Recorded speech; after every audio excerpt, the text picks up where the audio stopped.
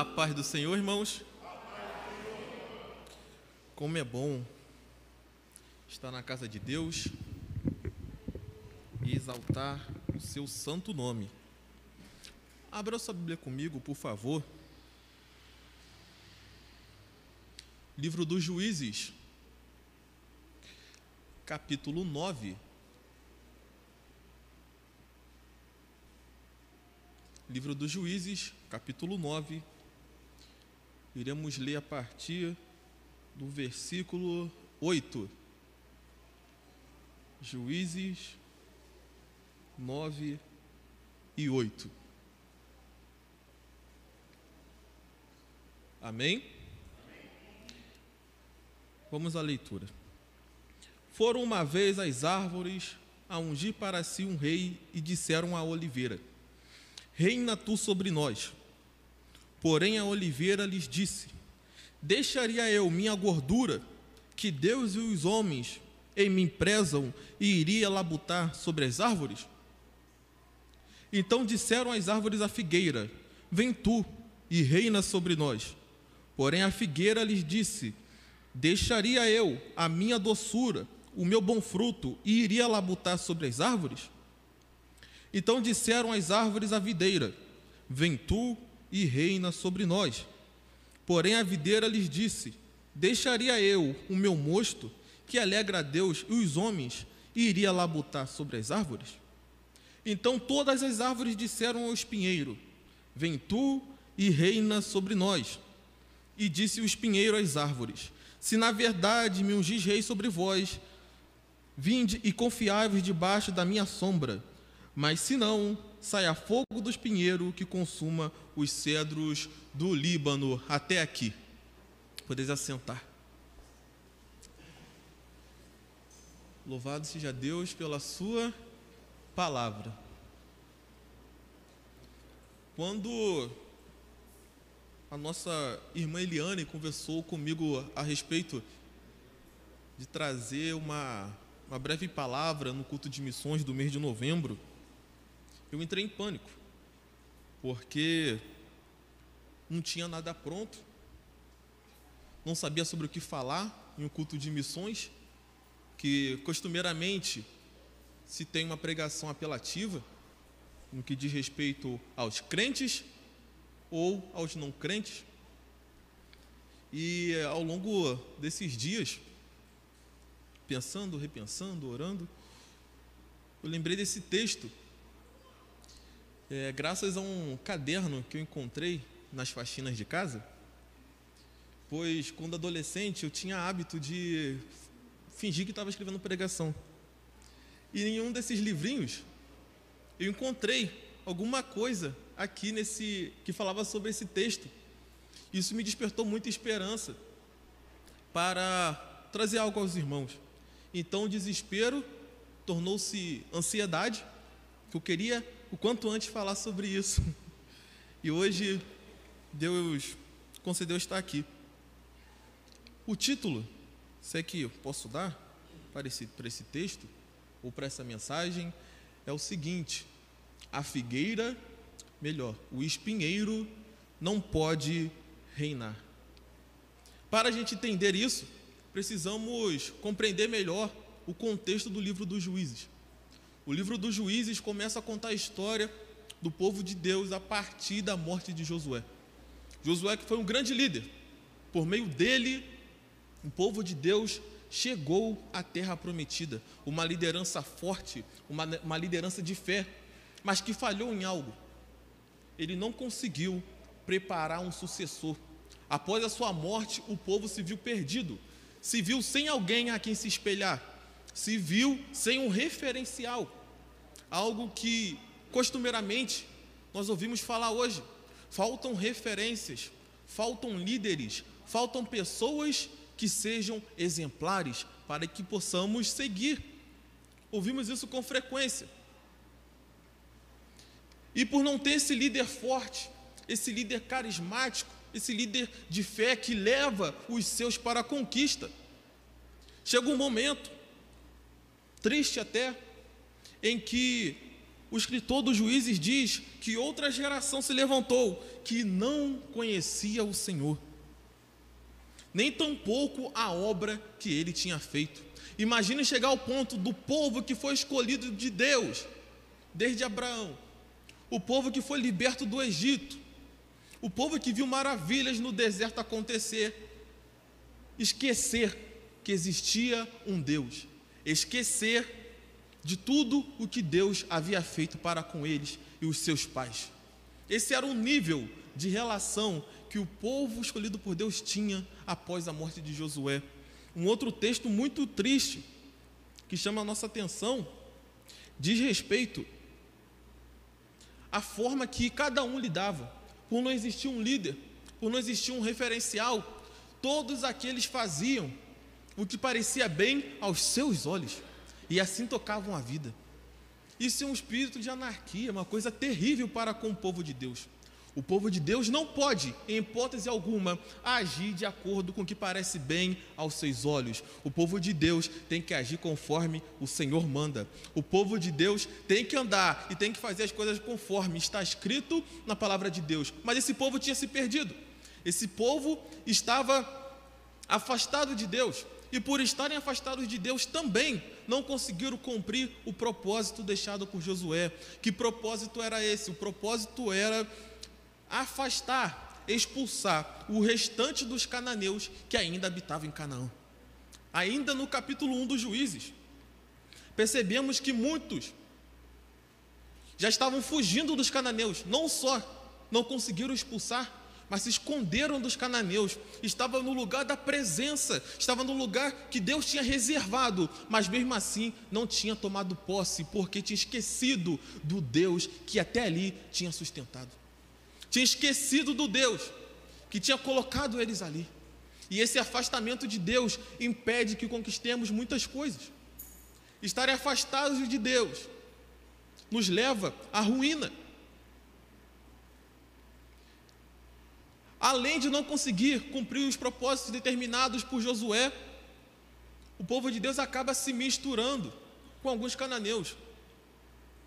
E nesse processo, não só começaram a casar entre si, mas fazer algo pior que isso, que era adorar os deuses dos cananeus, algo abominável aos olhos do nosso Pai, aos olhos do nosso Deus. Mas já que eles estavam agindo conforme lhe parecia bem, o fizeram. E de tempos em tempos, nós vemos um ciclo se repetir no livro dos Juízes. Um ciclo que começa com o pecado do povo, o arrependimento do povo, o levantamento de um juiz, a restauração do povo, depois o pecado do povo e assim sucessivamente. Um povo que era inconstante, um povo que não sabia para onde ia, porque não tinha as bases firmadas naquilo que importava, Deus e a sua palavra. Em um desses ciclos, o Senhor aparece um homem chamado Gideão. Essa história está retratada lá no capítulo 6.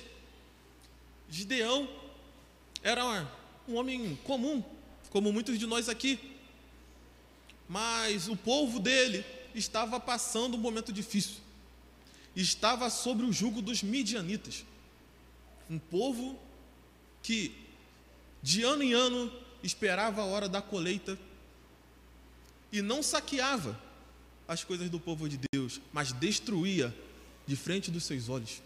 Eu não sei o que é pior, você vê o fruto do seu trabalho anual ser roubado, ou você vê o fruto do seu trabalho ser destruído aos seus olhos. Isso é humilhante, humilhante. E esse era o intuito dos midianitas. Isso acontecendo ano a ano, safra a safra, acabou levando o povo de Deus a experimentar uma grande pobreza, uma carestia, falta de alimento. E em um desses momentos de crise, de fome, de pobreza extrema, o povo lembrou, ou melhor, o povo começou a orar, começou a clamar, começou a pedir a misericórdia de Deus. E a partir desse momento, Deus levanta um anjo e o direciona à direção de Gideão. Gideão já tinha provavelmente enfrentado vários ataques dos midianitas, já tinha perdido muitas coisas pelas mãos dos midianitas, mas o fato dele ter perdido, o fato dele ter empobrecido, não o fez parar, não o fez desistir, não o fez hastear a sua bandeira e continuou lutando, não nas condições necessárias, mas continuou lutando. Ele estava malhando trigo em um lagar que não é um lugar que não é propício para malhar trigo. Lagar é um lugar onde se produz vinho. Mas Gideão estava lá trabalhando, e o anjo do Senhor aparece para ele, um homem que estava escondido, um homem que estava fugindo, um homem que estava empobrecido, e fala: olha só, tu és um varão valoroso. Isso é desafiador, porque quando Deus fala isso para ele, ele olha para si mesmo e percebe que não é nada disso. Quantos de nós, quando fomos chamados, olhamos para a nossa condição e percebemos que não somos nada daquilo que Deus fala? Um dia, eu tinha 5 para 6 anos, e a minha mãe me obrigava a ir à consagração. Com 5 e 6 anos, a criança não quer ir para a consagração, não quer ver desenho, quer... E minha mãe me obrigava a ir. A gente já ia para a consagração com a roupa do colégio, porque da consagração a gente ia direto para a escola. E eu não gostava nem um pouco. E em uma dessas consagrações, uma irmã chegou para minha mãe, me chamou e falou assim: Angélica, irmã Angélica, o seu filho vai ser um pregador. O seu filho, Deus me mostra ele ensinando para muita gente. Deus me mostra o seu filho dando aulas. E eu, o aluno bagunceiro, que não valia nada. E essa é uma das poucas lembranças que eu tenho da minha infância. E eu sempre penso: nossa, jamais. Minha professora falou que eu não ia crescer nada, que eu ia virar bandido. Minha professora do ensino médio, eu falei: professora, meu sonho é ser professora de história como você. Ela falou: você nunca vai entrar na faculdade? Aí eu pensei: não, então aquela senhorinha lá do Morro do Castro falhou, ela errou. Mas Deus não vê como o homem vê. Aleluia, aleluia, aleluia, aleluia.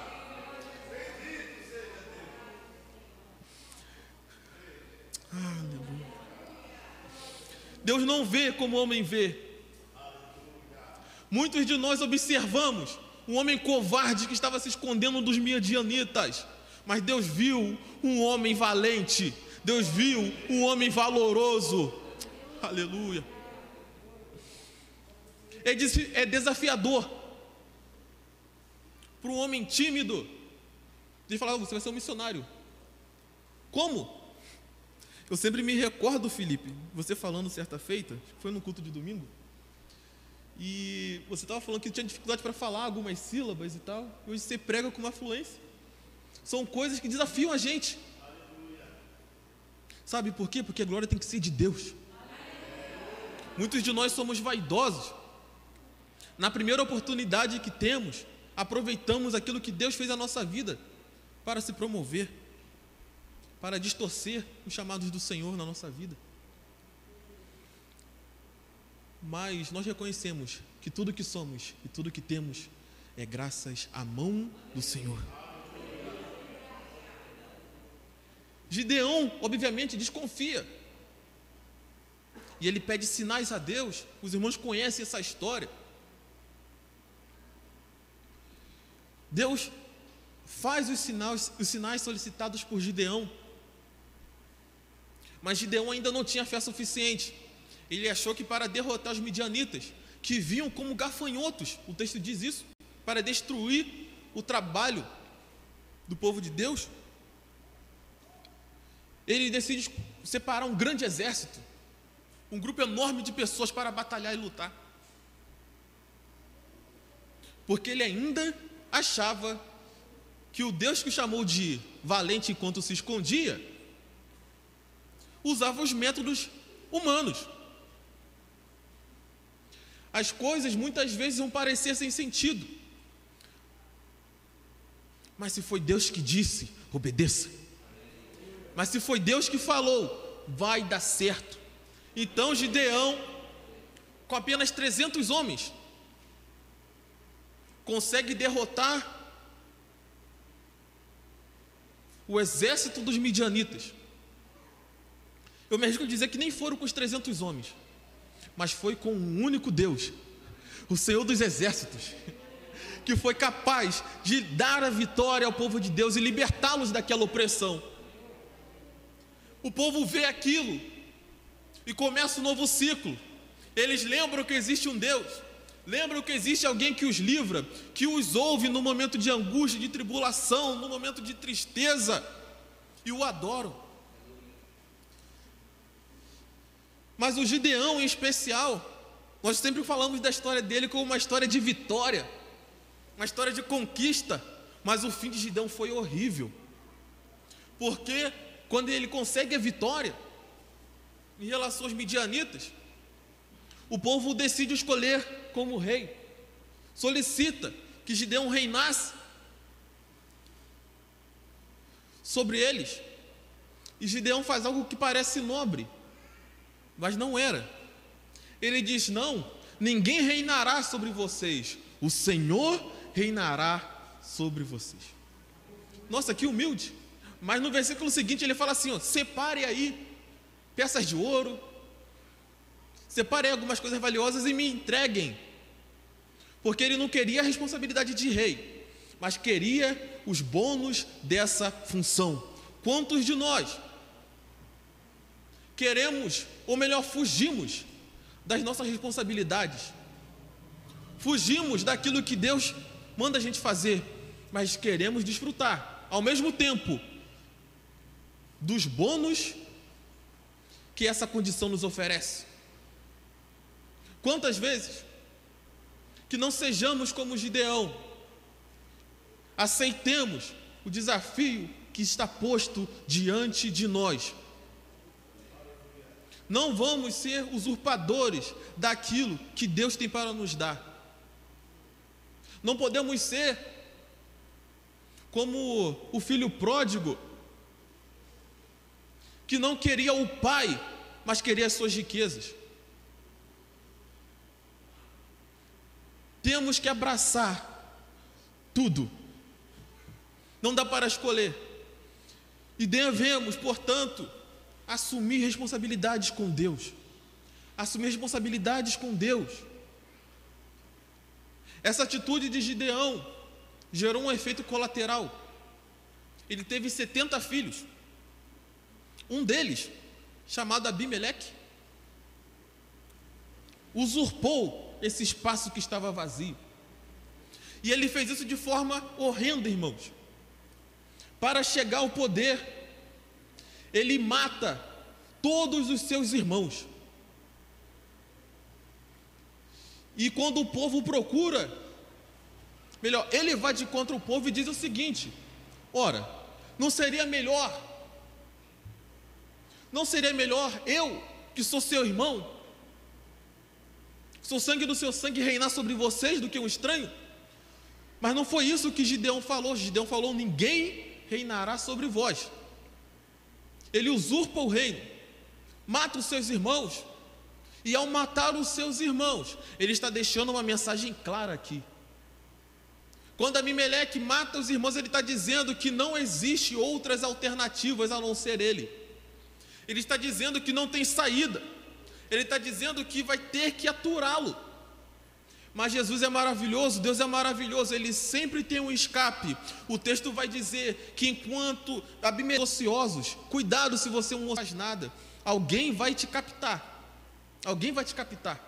E Abimeleque, portanto, junto desses homens, enquanto eles estão praticando essa chacina, um dos irmãos estava escondido. Aleluia. O nome desse irmão é Jotão. Jotão, que significa Jeová é perfeito. Por mais que você pareça, por mais que você pense que hoje a situação que você enfrenta não tem saída, Por mais que os Abimeleques da vida te digam que não tem jeito, que não tem solução, que não tem escape, eu tenho uma palavra para você: Jeová é perfeito, Jotão está escondido, e na hora certa ele vai aparecer. Jotão está escondido, e esse homem que se esconde,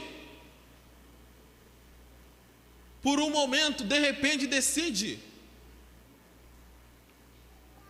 aparecer.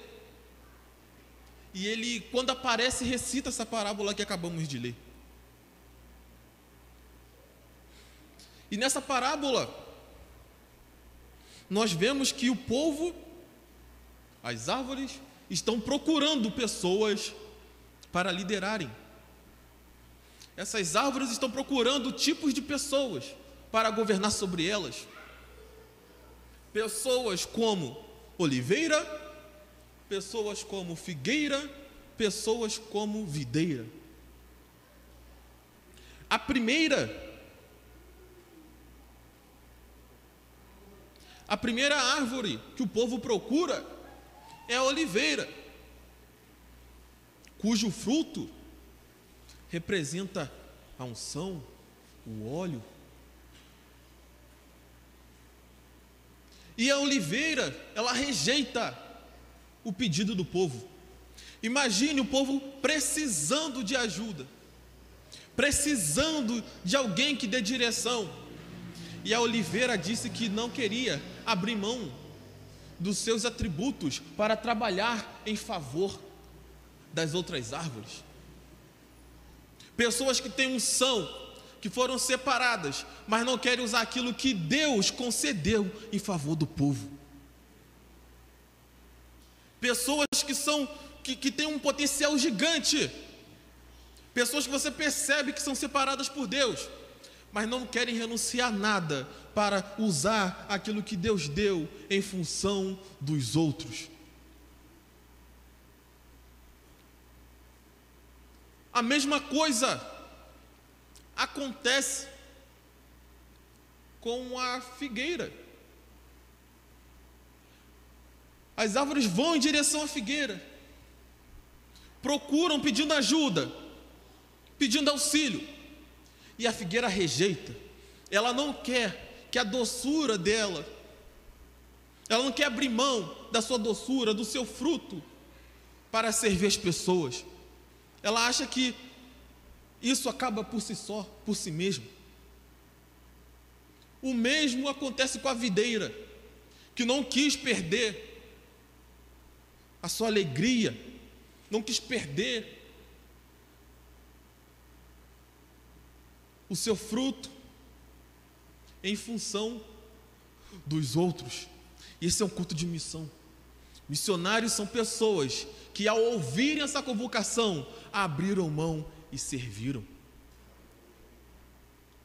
Missionários são pessoas que abdicaram de empregos, de posição social, de evidência, para servir aos outros. E irmãos, já que a videira, a oliveira e a figueira não quiseram aceitar esse convite, o espinheiro aceitou. O espinheiro, que não tinha fruto para dar, só poderia machucar, ferir, ele aceitou. Mas ele aceitou porque as outras 3 árvores rejeitaram. Muitos de nós dizemos que essa geração está corrompida, que não tem solução, que está difícil, mas está difícil porque tem videira, oliveira e figueira rejeitando aquilo que Deus mandou fazer. Aleluia. Aleluia.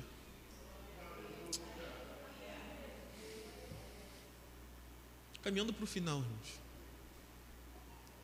Nós não podemos permitir que o espinheiro reine sobre nós. Nós não podemos permitir que o espinheiro reine sobre o nosso bairro, sobre a nossa cidade, sobre a nossa família. Mas, como nós podemos ver, o espinheiro é a última opção. Pode ser que você esteja sendo procurado. Talvez algumas pessoas estejam pedindo a sua ajuda.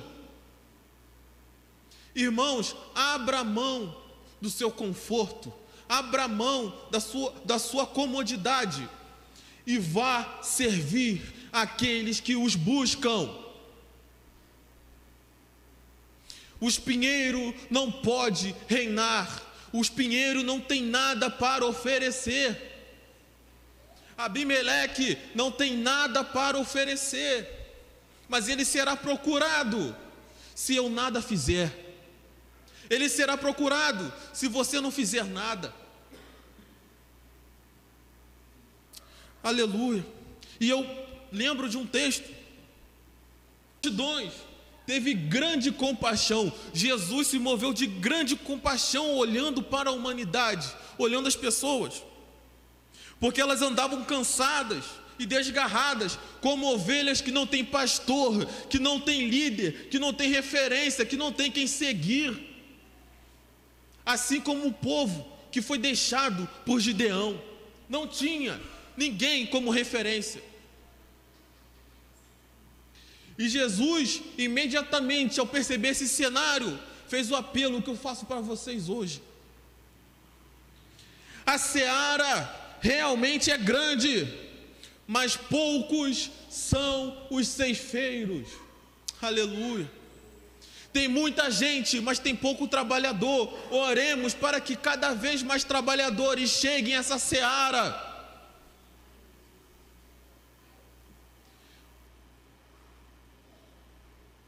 Que a gente não observe apenas o que está acontecendo diante dos nossos olhos. Deus nos deu poder, Deus nos deu autoridade para que possamos interferir, para que possamos agir, para que possamos fazer algo para que o espinheiro não reine sobre nós. Fica esse apelo,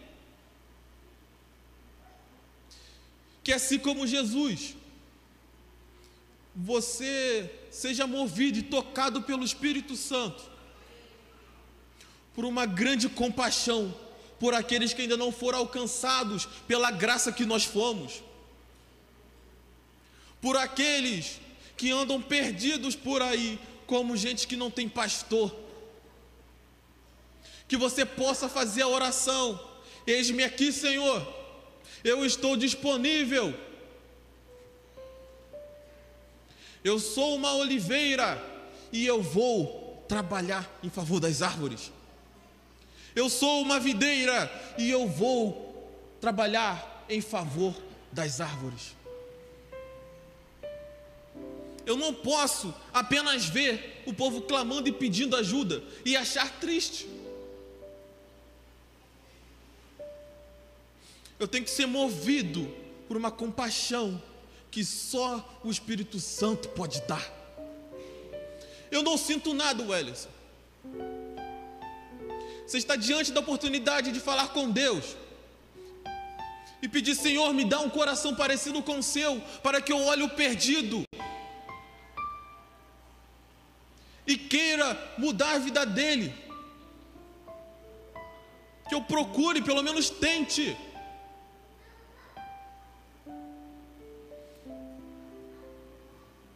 Senhor, mas eu estou sofrendo. E eu lembro muito de algumas características da oliveira, principalmente.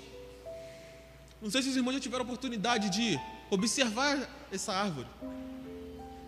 E quando você olha o seu tronco, ele é um tronco que parece que sofreu para crescer. Ele é todo trançado.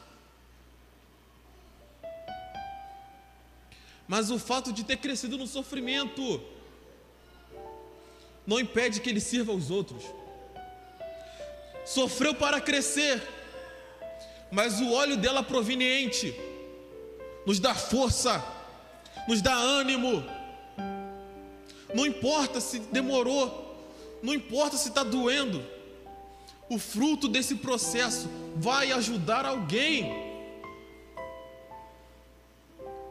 A alegria que Deus te deu O privilégio de ser justificado por Cristo, pelo seu sangue, não é para parar em você.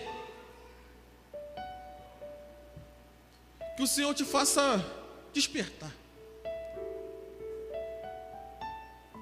Que o Senhor, nesse culto de missões, conscientize você. Não tem muito mais o que esperar. Não tem muito mais o que fazer.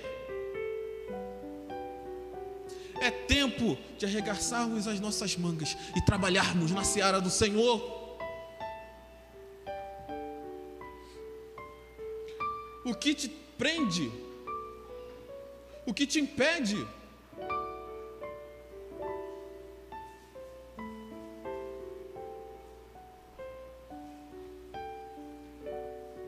Se o que te prende e o que te impede é tão grande assim, ao ponto de você não aceitar sua missão, jogue isso fora. Existem prioridades, e a prioridade é o que Deus manda fazer. Não permita que o espinheiro reine. Você é oliveira, você é figueira, você é videira. Use aquilo que Deus te deu em prol das outras árvores. E assim, irmãos, eu gostaria de orar com vocês. Aleluia. Ficamos em pé, por gentileza?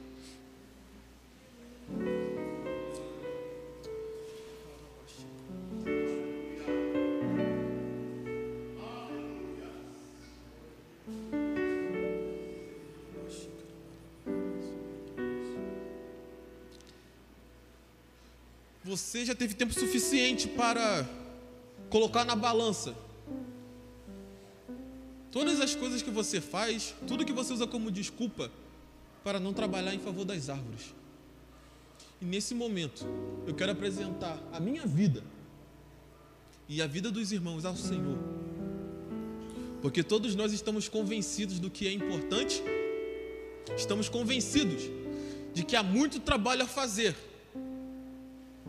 Jesus está olhando o mundo e está comovido e pede que a gente trabalhe nessa seara. Senhor Deus, nesse momento, Pai, nós estamos aqui na sua casa e estamos nos colocando, Senhor, à disposição para impedir que o espinheiro reine sobre a nossa casa, que o espinheiro reine sobre a nossa família, sobre o nosso trabalho, sobre o lugar onde nós moramos, Senhor. Eu vou aceitar o pedido, eu, Senhor, vou aceitar o desafio. Ó Deus, eu creio que existe solução, eu creio, Senhor, que existe saída, eu creio que Jotão está escondido, o Senhor é perfeito, ó Pai, e é por isso que eu vou me colocar na posição. Eu vou usar aquilo que o Senhor me deu em favor dos meus, em favor do povo, em favor dos homens e mulheres que pedirem, que solicitarem. Eu não serei egoísta, eu vou distribuir essa graça maravilhosa que o Senhor me fez desfrutar um dia. Eu vou compartilhar, Senhor. Eu vou compartilhar como é bom ter o Senhor como Pai, ter o Senhor como amigo. Eu vou compartilhar e ninguém ficará sozinho, ninguém ficará se guiando de acordo com seus próprios olhos, mas serão guiados pela sua palavra, serão guiados pela sua voz, pelo seu Santo Espírito, porque eu vou me posicionar. Ó Deus, que o comodismo não nos apegue, que a preguiça não nos pegue, Senhor. Vamos trabalhar, eu vou trabalhar na seara do Senhor. Me coloco, Senhor, como um trabalhador na sua seara. E assim como os irmãos que aqui estão comigo, nós vamos apresentar a Ti frutos do nosso trabalho a Ti, Senhor. O Senhor irá se regozijar no nosso trabalho, ó Deus. O Senhor irá se alegrar do que a gente fez aqui, Senhor. Aleluia. Que essa palavra, Senhor, encontre corações que sejam como uma boa terra, e que isso germine, que isso incomode, Senhor, que isso incomode cada um de nós, e que esse incômodo nos faça mover em direção ao seu propósito. E é isso, Senhor, que eu te peço, Pai. Te peço, Senhor, crendo na mudança, crendo na transformação, em nome de Jesus. Amém.